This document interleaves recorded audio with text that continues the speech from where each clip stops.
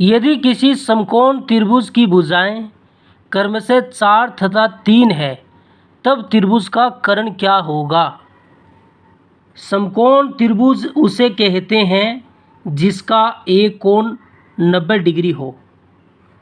यह एक समकोण त्रिभुज है, इसका ये कोण 90 डिग्री है।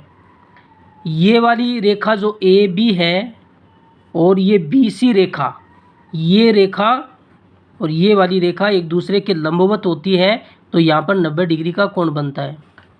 और 90 डिग्री के ठीक सामने वाली भुजा कर्ण होती है, तो इस ऐसी भुजा को हम कर्ण कहेंगे। और एक भुजा का मान 4 दिया है तो इसको 4 मान लेते हैं और इसको 3 मान लेते हैं। समकोण त्रिभुज में एक प्रमेय लगती है, उस प्रमेय को कहते हैं पाइथागोरस प्रमेय।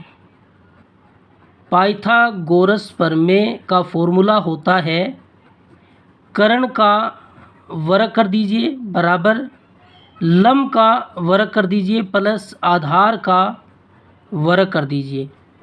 कर्ण का मान तो हमें निकालना है, तो कर्ण का वर्ग। अब सवाल ये है कि लंब कौन सा है और इसमें से आधार कौन सा है।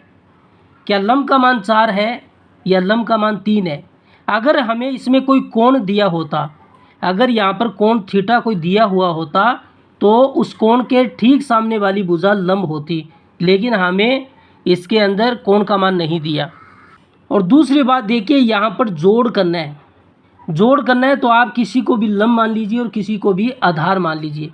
तो हम 4 को लंब मान लेते हैं और इसका वर्ग कर देते हैं, प्लस आधार को 3 मान लेते हैं और इसका वर्ग कर देते हैं। तो 4 का वर्ग हम जानते हैं 16 होता है और 3 का वर्ग 9 होता है। 16 में 9 जोड़ेंगे 25 आएगा, तो कर्ण का जो वर्ग है वो 25 होगा। हमें कर्ण का मान निकालना है। इस वर्ग को हटाएंगे तो इस पर रूट लगेगा, तो रूट 25 का मान 5 होता है, तो ऑप्शन सी इसका सही होगा।